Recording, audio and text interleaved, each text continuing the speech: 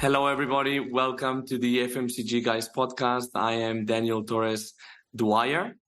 If you're listening to this show, you probably work in consumer goods, and maybe someday you'll reach the C-level of a consumer goods company. C-level, not as the C, but as the C, the letter C, which means the executive team of a company.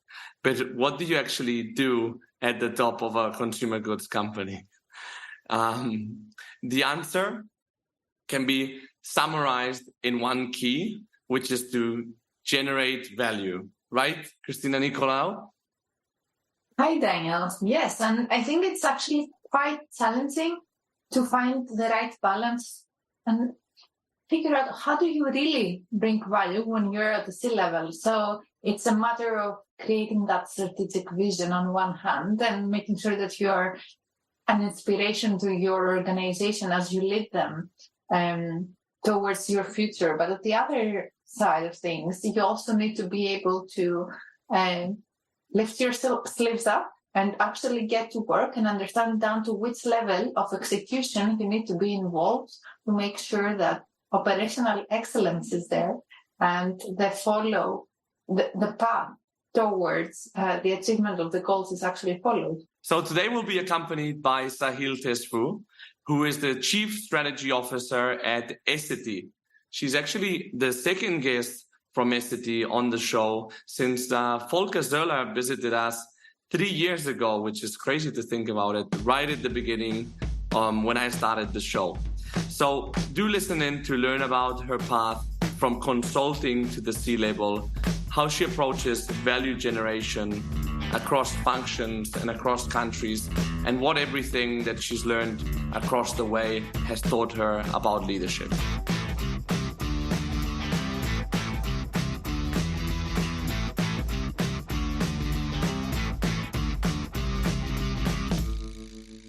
My name is Sahil Tesfu, and I'm the Chief Strategy Officer at Essity. Hello again, Sahil. Great to have you here on a Friday afternoon. So thanks for accommodating your time. Maybe for the audience to get to know you a bit better and get acquainted with you, maybe you can tell us a bit more about your current role and scope at Essity. Like, what does it mean to be a Chief Strategy Officer? Yes, of course, happy to. First of all, thank you for having me. Looking forward to the conversation. As the Chief Strategy Officer at Essity, I'm responsible for the group strategy, covering all 3 business areas of the group: consumer goods, professional hygiene, and health and medical. So I'm responsible for portfolio strategy, but also working together with the different businesses on their business strategies. I'm also working on the category strategies of all the different categories that we play in these different areas. I'm also working with M&A strategy. And in addition to that, I also take responsibility for selected business development projects. Whoa, big role. A lot of responsibility and a lot of interaction with different functions. But how did you end up here, Sahil? Can you tell us a little bit about your journey? Of course, happy to.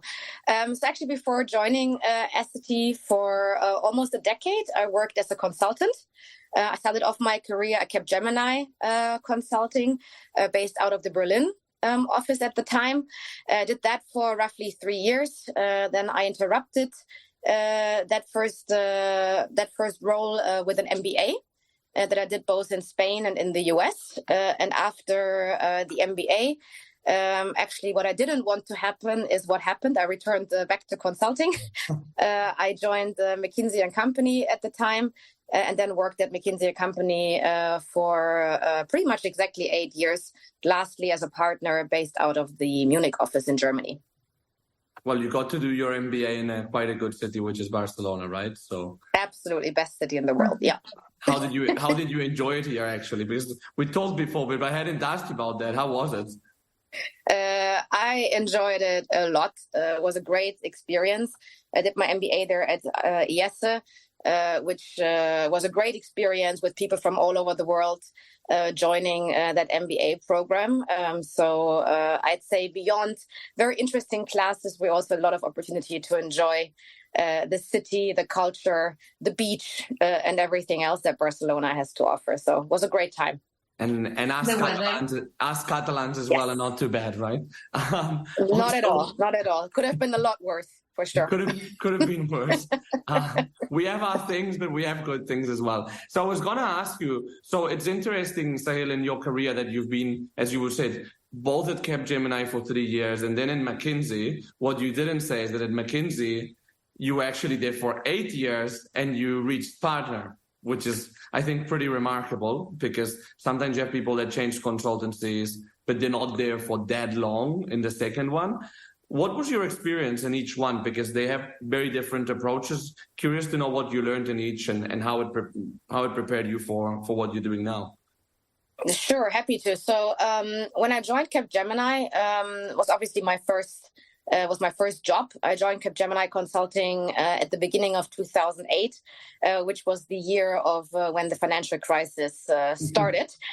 So of course, it was a very challenging, let's say, a business environment or a general context to be in when you have your first job. So there was a lot of pressure on keeping the job, of course, but then also the project that you did as a consultant at the time. They had a lot of pressure on the timelines. A lot was at stake for the clients that I worked with at the time. So I just remember this as a very stressful kind of like work environment for the first at least 2 years of being with Capgemini. Then also maybe interesting to mention is that I was part of the strategy and transformation team of Capgemini, which within the overall context of Capgemini is a rather small area, since Capgemini has a very strong DNA around technology, IT, these kind of topics. So strategy and transformation in itself was a rather small shop.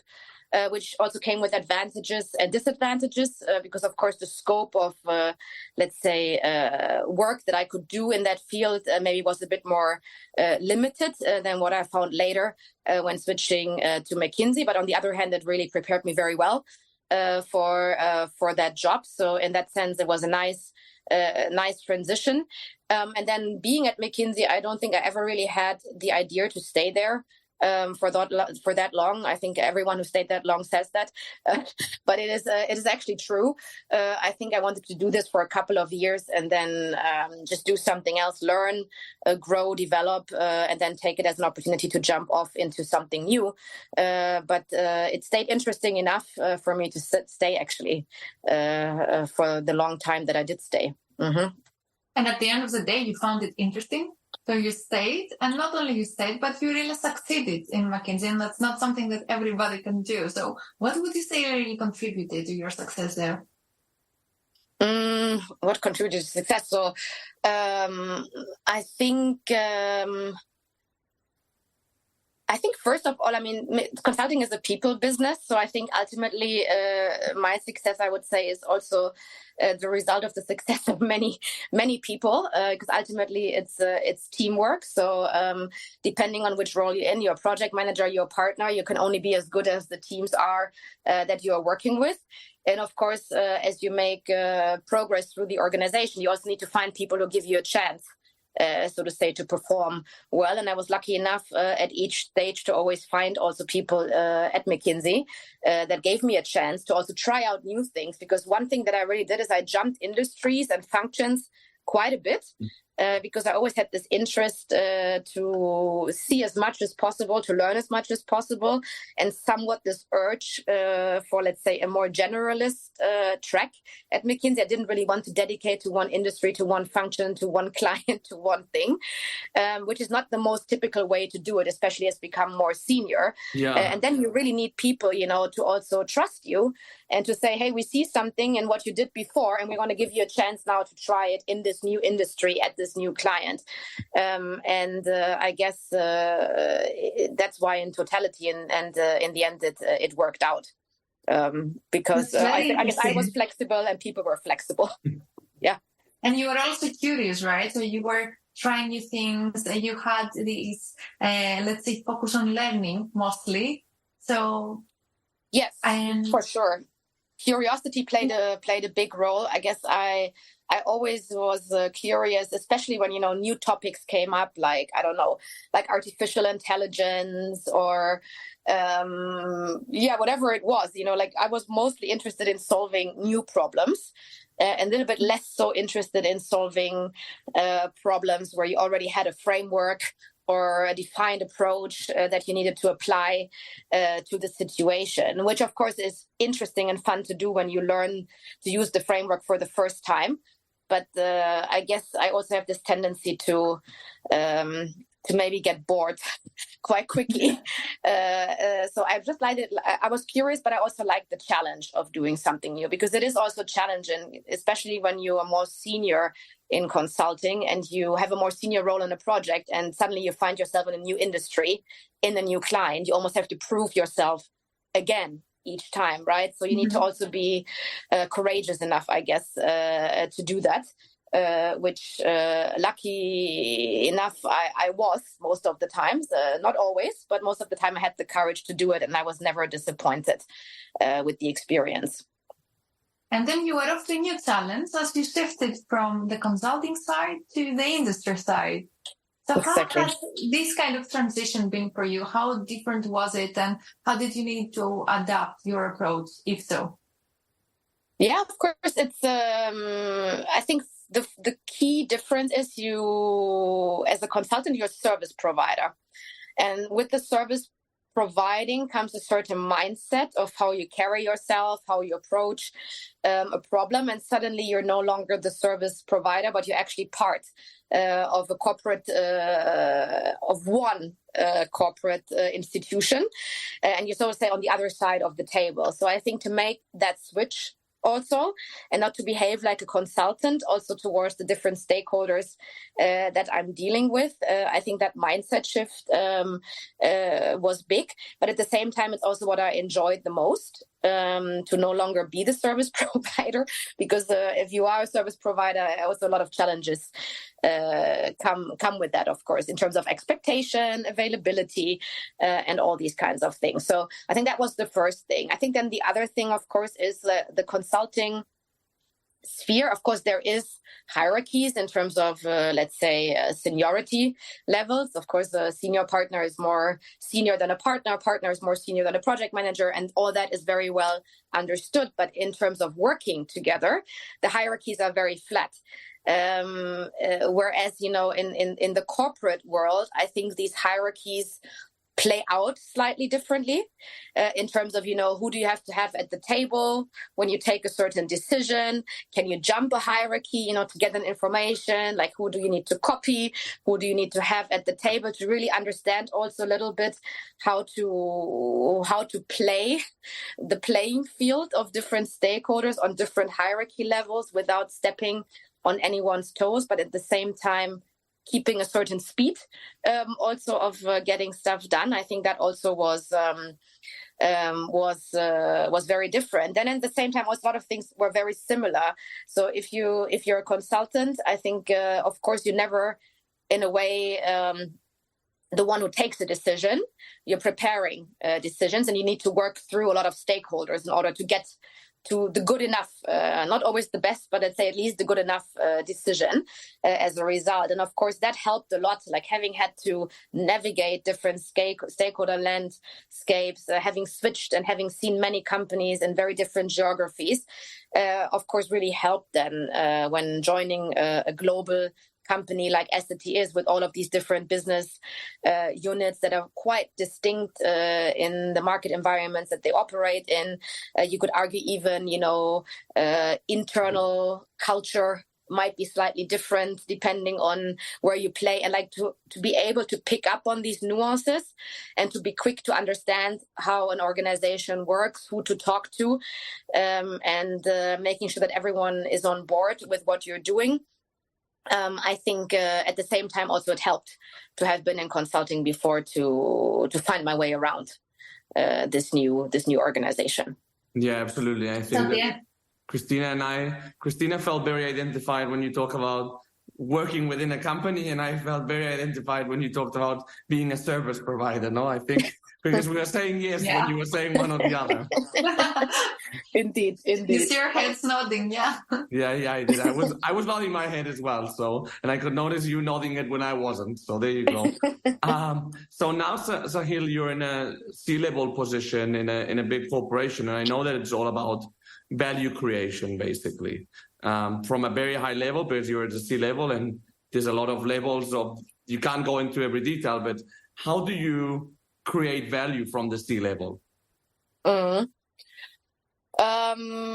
I think as you were hinting at with what you said just now, I think the challenge is a bit, of course, you're very far away from a lot of the action, so to say.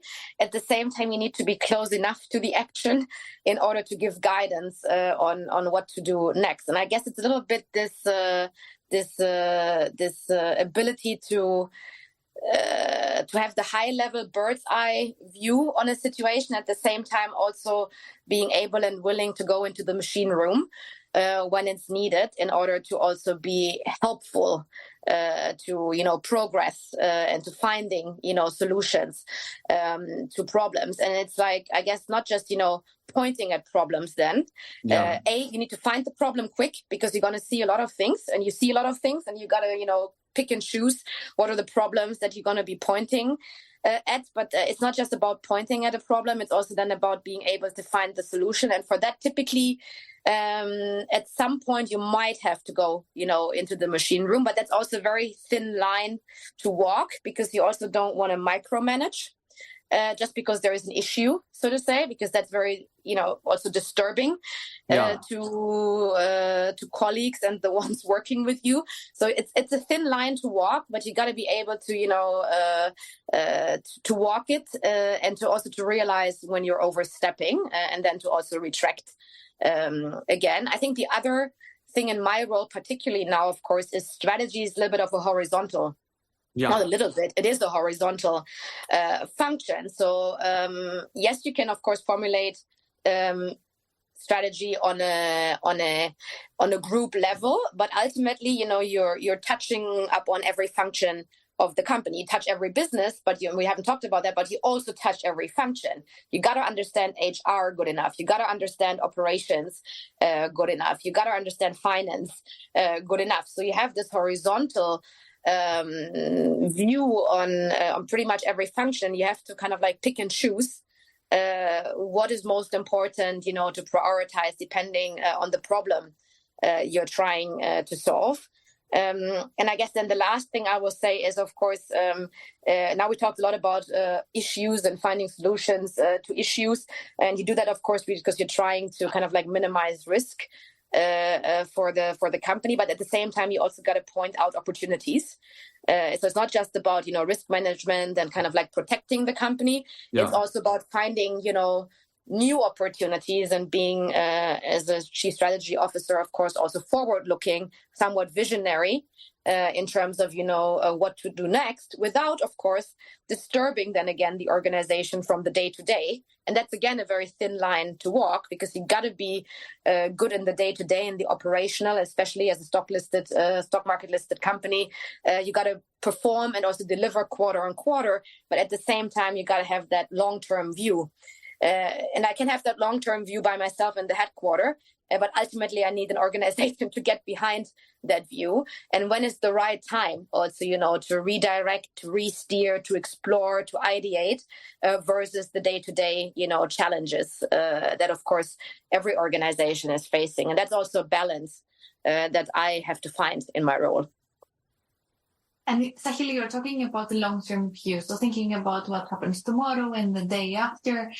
And in the past years, we've seen some significant black swan events happening, right? Yes. From the pandemic to conflict scenarios in Europe. I'm really interested to understand, from your perspective and your role, how do you handle this kind of ambiguity, and how do you navigate an organization through such a volatile environment where there are multiple scenarios, multiple risks and opportunities coming along, and you need to allocate your resources in the most effective way?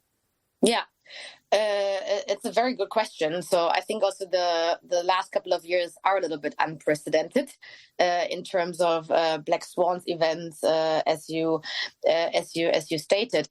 And I think that the tricky part here is, which of these events have this is what you got to figure out, and each company has to figure that out, is like which of these events are going to have a long-lasting effect that is also going to impact your long-term, let's say, strategic direction, versus which of these effects are rather short to midterm, so to say. And in that way, they might delay maybe a couple of the things that you wanted to do, but they're not going to take them off the table. And I think that's like a super important discussion to have, because the easy thing is to say, okay, everything is difficult now, let's throw strategy overboard. Let's just operationally manage through the chaos.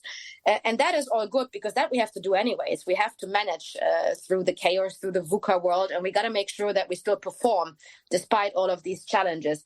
But the bigger question is there any long-lasting impacts that are going to be non-reversible, so to say, once these events are gone, that force us to rethink the long-term strategic direction of the company? And then those are the things where you really need to change strategy then from a content perspective, because that might, change goals and objectives. And of course, when goals and objectives change, then also your way to get there is going to change. But then some of these events, if you really take a very, very close look, they're not going to have a long-term impact in the sense that they're not going to change the quality and maybe even the quantity of your long-term goals and objectives, but they might delay them in time, or they might make the road to get there a bit more tricky. So then it's not so much about, a full rehaul of strategy, but it's rather adapting, where it makes sense and where it's necessary, make small adaptations here and there, and maybe also rethink, expectations when it comes to timeline and maybe magnitude on that timeline of reaching certain goals and objectives. But this is definitely a work that is super crucial, that needs to be done. And then, of course, getting the whole organization behind that same understanding, because, of course, depending on where you sit, your expectations on what is long-term versus short-term versus mid-term might be very different, because you just have a certain perspective, of course, from where you're sitting. And then we go back again to this bird's eye view versus, being close enough to the action. So it's not just for me to say this is long-term versus this is not going to have an impact and so on and so forth. It's about getting an entire organization then behind a revised view and on what the world is going to do in the next couple of years to your company's potentials and also ultimately success. Yeah, it's about getting the buy-in from the people that will ultimately have to execute whatever the strategy is going to be. And that's always a challenge sometimes. Yeah. Yes, it is. But it's also the same challenges for me, right? So I have on the other way around, to also take that perspective. I mean, of course, sometimes for me, it's also like if you try to be super long term, then it's also sometimes difficult, maybe to understand the short term challenge of that comes with it, or maybe you get a bit impatient because you want things to move a bit quicker, But the reality is that it just might take longer than you thought. It just might be more difficult than you thought. And maybe the overall scale of things will never be what you thought, So I think it's also then in my role to have that flexibility and to also listen to, the organization to understand what is really feasible and what is not. And at the same time, of course, keeping the aspiration level high enough is again a very thin line to walk sometimes. And is there any way that you prepare like future scenarios and adapting to new conditions to be better prepared for future Black Swan events, or is it more a case of like, as you said, like when risk assessment once it happens? I know we do proactive risk assessments as well, and that's also one of the responsibilities in my role, business risk assessment. So we try to anticipate future potential risks that could occur, and then also put measures in place already today, or at least outline the measures that would have to be taken should an event unfold. So we try to be as proactive as possible around this. But of course, there's a lot of variables out there. So again, I think here it's about, focusing on the right things to prepare for, because otherwise, of course, you can get in the kind of world that we live in today. this is, of course, a term that has been used many times by others in this VUCA world.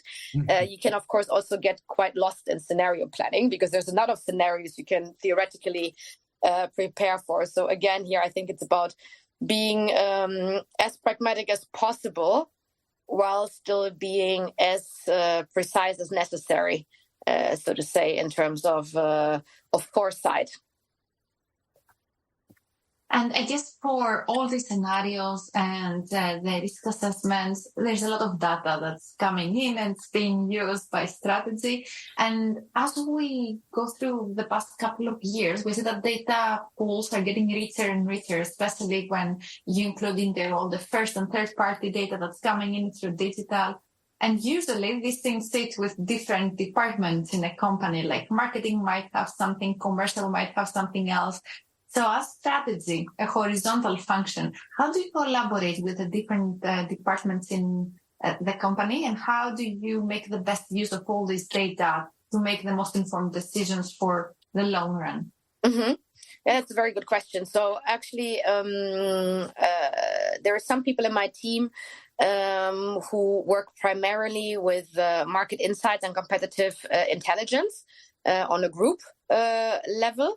And at the same time, they also cooperate very closely with the different competitive intelligence functions that we have in the different business units, but also in the different group functions, like, for example, marketing, innovation, finance, you name it. So we have, of course, a lot of data and information, and our job is a little bit, to have an alignment there of kind of like who owns which data. This is kind of like the first thing, because you don't want to duplicate these efforts, because A, data typically costs money, and B, it costs a lot of time and resources to interpret data and to work through the vast amount of data that is available today. So it's first of all about clarifying the responsibility, then also clarifying together what data is used for what kind of decision making, so to say, who uses the data, and then of course also we're looking into also opportunities that artificial intelligence and advanced analytics offer us today, to use also data sets and data pools that maybe before we couldn't use for strategy formulation purposes, because it would have just cost too much time and money to analyze the respective data. And certain data sets, for that reason, were never even relevant to us. So really also trying to, make even better use of data in the future. And I think that the key thing here really is, again, the idea of value creation, because, of course, you can look at pretty much everything that is out there. So for me, the key question I always try to ask is, like, what problem are we trying to solve? Then, okay, this is the problem we're trying to solve. Like, what data is going to help us to solve this problem?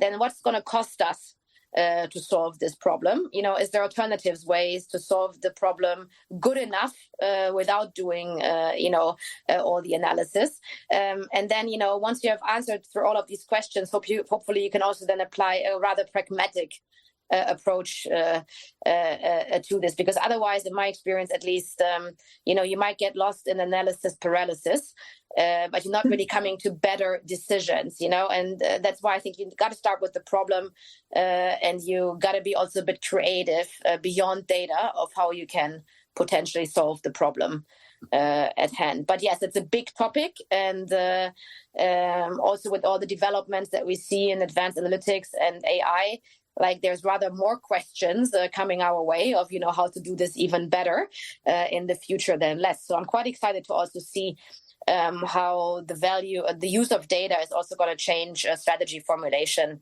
in the future. And I think you said it really well. The analysis paralysis as kind of a buzz phrase, it seems like to be coming my way from all directions in the past year, let's say. So definitely, I'm very keen to understand and see how all this vast amount of data is really going to create value in the next few, hopefully, years. Yeah, totally. And going back to your consultancy years, Sahil, so obviously the leadership model that you learned there is a more horizontal type of leadership, more working on projects, mentorship, etc., versus the more hierarchical type of leadership model that we find in FMCG companies. How has that shaped you as the leader you are today?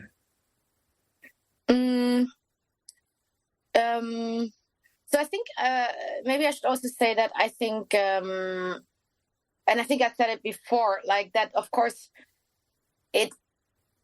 the leadership model in consulting is more horizontal, but there's of course implicit, hierarchies in the system. It's like it's not that as non-hierarchical, maybe as it may be perceived, but at the same time, it's also very specific to the world of consulting. It's just very understood, and it almost doesn't matter in which consulting company you work. You're gonna understand the dynamics of how the different roles are working together and how to best navigate this. This is just something you learn, you understand, you breathe and live. You might not like it. It might be challenging at times, but you find a way, especially when you stay for as long as I did, you find somewhat a way to deal with it. So now coming into the corporate world, of course, it's a little bit less, I would say, maybe standardized or defined. The hierarchies might be more clear from the beginning, but there's a lot of unwritten hierarchies and a lot of legacy in an organization of this type, because of course many people, as opposed to consulting, have stayed with the company for many years, sometimes decades, right? So there's a lot of unwritten hierarchies as well. There's a lot of let's say hidden influencers in the organization that by just looking at an org chart, you're probably not going to figure out who is pulling, the strings. So I would say it's just a little bit more complicated almost to navigate, because you have so many more roles. Also in consulting, you have very little roles. If you think about it, everyone is a consultant, and then there's a hierarchy to it. And then you have, of course, support functions, like research and HR and all of that. But in consulting, in the core functions, it's everyone is a consultant. You're just a bit more senior or less senior. In a corporate organization, you have a lot more functions to basically deal with. And I think that probably is also from a leadership perspective, you got to be a little bit more versatile. Whereas in consulting, I don't want to say it's a one-size-fits-all approach, but I mean, the level of versatility that you need to show is, I think, a little bit more limited than what you have to show in a corporate context, especially in a global context like this, because of course the global nature also brings cultural complexity to it, which we haven't talked so much about yet. But of course that is, whereas consulting, of course you have projects abroad and everything, but it's still a very local business in that sense, or you're part of a very homogenic so to say local organization. So I would say that for me, the versatility in leadership, the no longer one size fits all, and not everyone is the same. You're dealing with a lot of different characters, where I think in consulting also there's a lot of effort being put into on the one hand, of course, recruiting diverse talent, but on the other side also making sure that everyone is very similar in terms of style and preferences. That of course is something that's a lot more complex now, and I would say that is the biggest leadership challenge that I would see coming out of consulting. And you mentioned recruiting diverse talent. I would say that diversity is one big topic, or very hot topic, across conversations that we've been having here in the podcast, but overall across corporations. So from your side, representing also a bit of a double diverse perspective in the system, what has your experience been, Sahil? And if there's something that you can say we can clearly be doing better or be doing more of in the future, what could that be? What can we do better? So I think, I think the topic of diversity per se, I think has been broadly enough understood by now. So let's say, the understanding that, diverse perspectives lead to better decision making. The problem with that, of course, is it's not necessarily the easier way to do things. It's exhausting. Diversity is very exhausting. It's very easy to work with people who are exactly like you, and I'm including myself in that. I also prefer it if there is, some kind of, similar way of looking at the world. You don't even have to say something because you just feel you understand each other, because you just see exactly the same thing, you think the same way. It's the easier way of getting things done. Let's just be super honest. Diversity is exhausting. Okay, and it is even more so exhausting if you don't find a way to make the mix work, because diversity is just the mix. But then how do you make the mix work? That's inclusion. And inclusion is hard work. While diversity is exhausting, inclusion is hard work, but it's needed in order to make the mix work, because you can put the most diverse perspective at the table. If you don't find a way to converge all these different perspectives into valuable insights that everyone somewhat understands and can get behind, it's not going to work. And that's, I think, also where I think we can all get a little bit better at, kind of like putting the work in to make the mix work, and avoid falling into the trap of trying to shortcut it and be like, oh, no, I asked everyone, and I have a lot of opinions now, but now I'm just going to do it my way anyways. That is not diversity, right?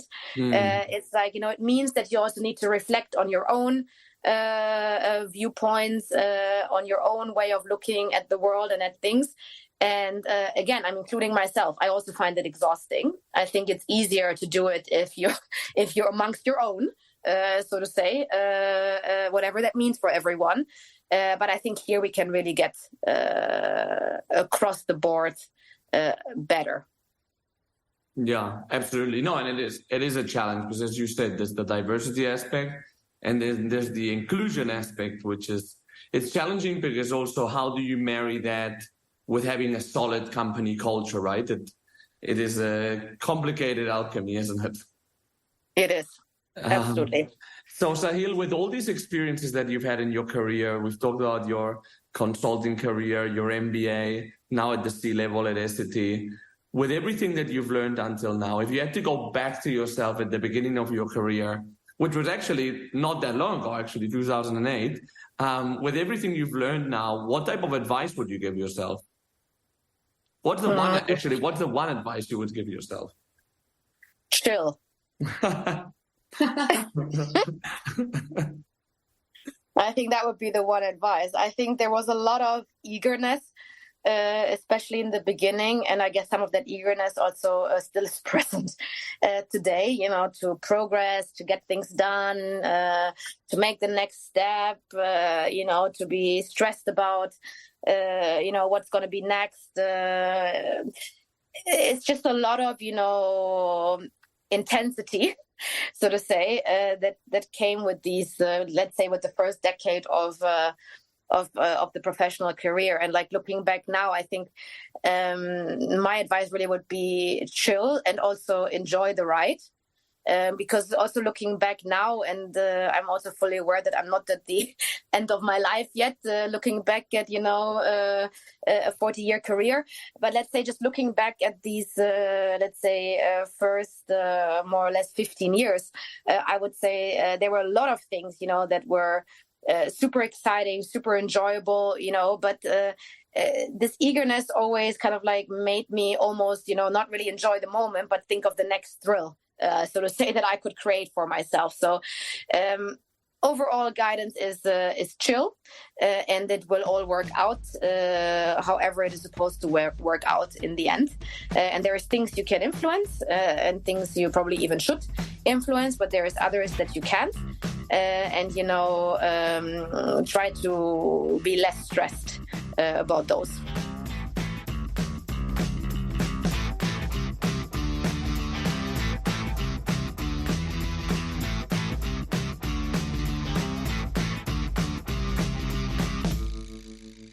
This was Sahil Tesfu, Chief Strategy Officer at Essity. Christina, what are your key takeaways? First of all, Sahil is quite an impressive individual, is he not? With the career the changes he's made. I was very interested to hear her experiences on the transition from consulting towards the corporate world. as I said, like consulting at the end of the day is providing a service, and that's a mindset shift that you need to have when you enter the FMCG world from the client perspective, where you need to think about an end-to-end organization in a completely different way. You're not there to deliver a project and leave. Yeah. And a lot of times as well, like people that join the industry from consulting are like industry or subject matter experts.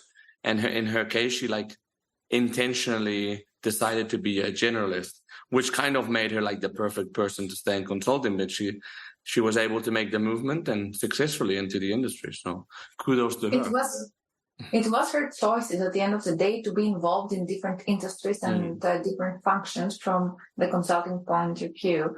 But I loved her observations on how, in essence, when you're a consultant, you're surrounded by other consultants, them being more senior or junior than you, but you're all consultants at the end of the day. While in the corporate world, the things are a lot more complex, and you need to figure out how to navigate them.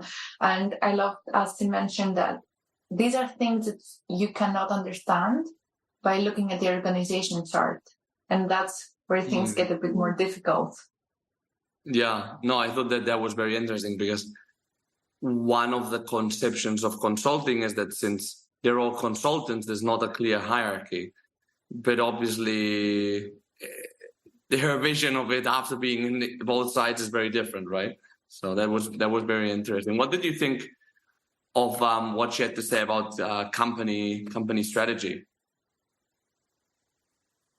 Well, she used an acronym, which I really liked, which is that we're in a VUCA world, right? And that's kind of a buzzword nowadays, I guess, where VUCA stands for volatile, uncertain, complex, and ambiguous world. And all of these things have been true in the past couple of years. So we've had major disruptions. I love that she had that clarity, which, by the way, you expect from someone at the C-level. I'm saying, I know what my strategy is. And what I need now to figure out is whether this disruption is either going to have a long-lasting effect, which I need to take into consideration and make some shifts, or B, it's just a short block down the way that's going to delay perhaps my strategy a little bit, or it might make me need to rethink what my expectations are when it comes to timeline or the magnitude of the things that we will be achieving as an organization. But at the end of the day, it does not affect what I'm doing. I know where I want to go. I know what's the right direction for my company. And we push through that. But she was very right that it's not easy to get the organization behind you, to get all those people to acknowledge and see what you see from the top level and inspire them to follow you in whatever shifts you decide to make. Yeah. And by the way, I gained a new restored faith in humanity versus the machine. When she talking about data, she talked about being creative beyond data and not overanalyzing things. And sometimes you have to be creative. I thought that was very interesting, actually, as a point of view. And of course, it's a bit counterintuitive, but it's probably right. It is right. And many times data is supposed to come and solve problems for you. You are supposed to be able to see data, analyze it, and then understand more. And many times what happens is that the level of complexity of the system just increases. And I'm not really sure that the decisions being taken are informed in a way that the impact of all that effort really makes a difference. So I loved her approach, which is first we need to understand what is the problem that we're trying to solve, then understand what kind of data we need.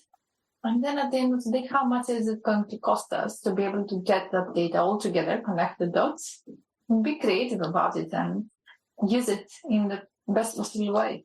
That's a lot of stuff, isn't it? At the same time, but that's why you make it to the C-level, because you're able to synthesize all that information and you're able to take calls and accept the responsibility for them. Thanks to everyone for listening in. Hope you enjoyed this as much as Christina and I did. And we'll see you in the next episode of the FMCG Guys. Have a great day.